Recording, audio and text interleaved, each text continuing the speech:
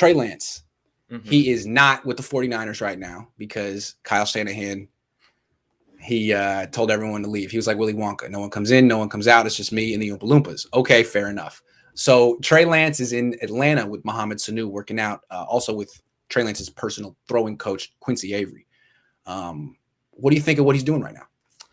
Yeah, so I think going back to something you said a few times in your last streams and said, I think at least once or twice in this one, is now that Trey Lance has the full offense under himself and that he's been able to gather and absorb it, Yeah. I think this is the perfect type of thing that Trey should be doing right now, given that the 49ers aren't practicing, right? So this is going back to something you were saying even earlier in the offseason, which is that Trey has things he needs to work on mechanically. And there are some things to where he needs to improve at them. And Jesse Naylor's done a really good job of covering the fact that he did have things even going back to his pro day that he was struggling with. But if you look at his progression throughout OTAs, throughout the workouts with Quincy Avery, like we're just talking about, it seems like he's improving at these sorts of things. So what I'm excited about now is that if he has the full offense under his belt and he's able to go to Quincy Avery and get better at what he needs to get better at, he can absolutely start for the 49ers early on. You've been talking about week 1 over and over, but I'm not even mad at the scenario where he's starting week 8, week 9 of the season. I think the point is that we want to get Trey as much experience as possible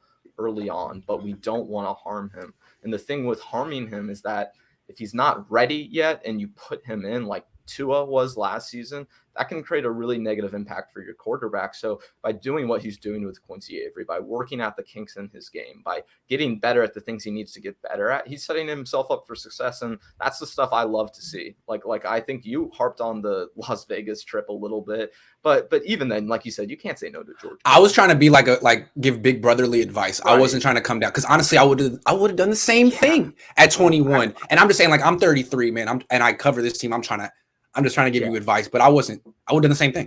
Are you kidding? Yeah. I do the same thing now. If Kittle invited me now at 33, I'd be like, yeah, let's do it. I'll risk it all, man. Absolutely. You go to a weekend with Kittle in Vegas? Yeah, I'd risk it all. Oh yeah, you're doing all this tight end U stuff. You, him, and Kelsey taking selfies together. The whole 9. But no, seriously, with Trey, the exciting thing is that like he is going to be getting better at these things, and he does seem driven in that way to where he's not going to just be complacent with what he's working at. And now I know people get a little worked up about all this stuff because they're like, oh, he's just putting stuff on Instagram, all this and that. But it's important to actually go out and self-assess and understand what you're doing wrong. I think you and I have talked maybe once or twice about this, Grant, but in every profession, it goes that you need to look at what you're doing right and look at what you're doing wrong and be able to improve what you're doing wrong and just get better at whatever aspect you're weak in. So with Trey, that's just what I hope he's doing now. And if he is doing that, then great, because I think that just means he's starting sooner rather than later.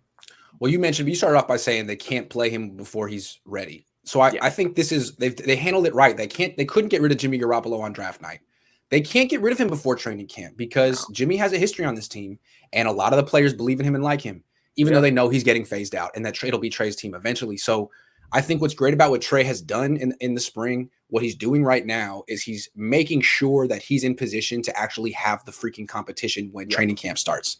So he's doing everything that he needs to do. He's going to be ready. He's learning the offense. He's working on his mechanics. He's doing everything to be ready. And if he wins the competition, then the Niners can do what they need to do, which is trade Jimmy Garoppolo, free up the cash, get more players, get the future on the field, because I'm not certain that Jimmy Garoppolo is better than Trey Lance right now.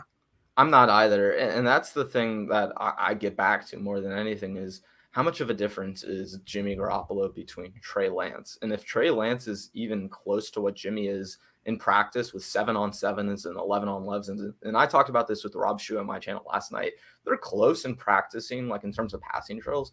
No question Trey Lance should be the starter. I think it's all the last part of this is going to just be the team and coach buying into the fact that Trey is the starter. Once the team buys into it, then it's already the horse has already left the stable, right? It's already out of everyone's hands. And Trey Lance isn't going to be perfect at the beginning.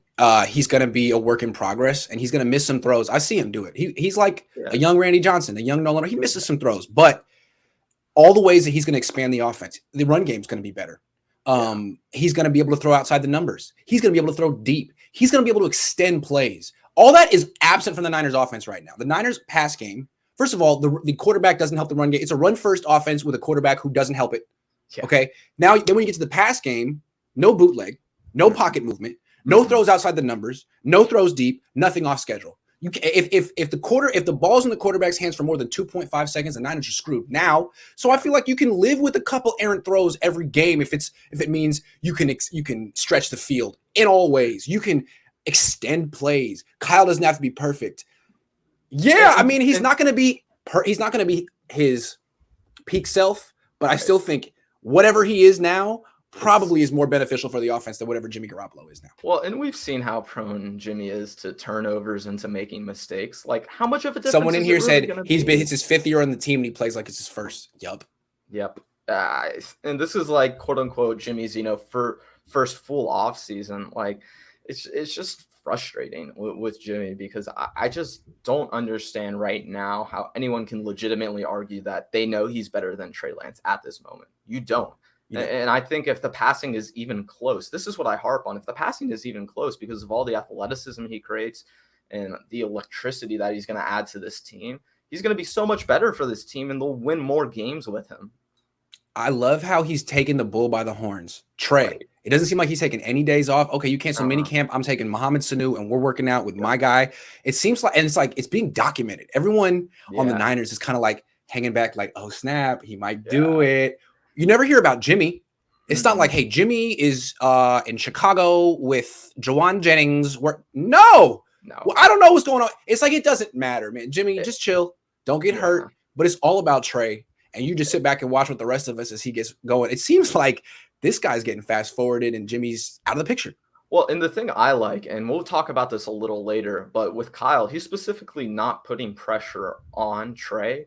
But it seems like Trey's putting pressure on himself. And that's what I like. He's putting himself, like you said, in a position to where if he can compete for that starting job, which it seems like that's what it's going to be, then he'll be in the best position possible. And that's what I It feels like the competition has started already. Not on the field, but the competition for preparation. Right. Who can get ready? And also who leads this team? It seems like everyone's trying to hang out with Trey right now. Anyway, I think we should probably move on. But what I want to say to wrap this up is Trey's doing everything right. Yeah. He's putting himself in great position to take this job. Now he's got to go take it.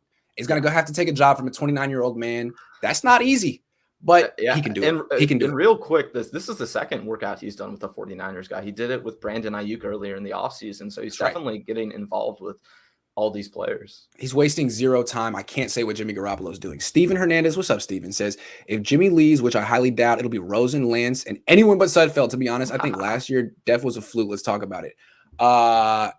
No, I think what I'd like to do is just put Sudfeld on the freaking practice squad.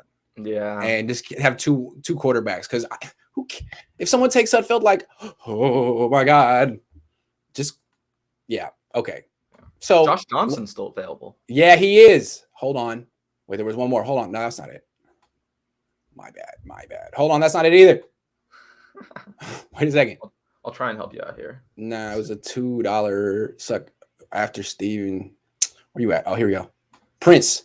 Trade Jimmy. Need cap space. Next year badly. Yeah.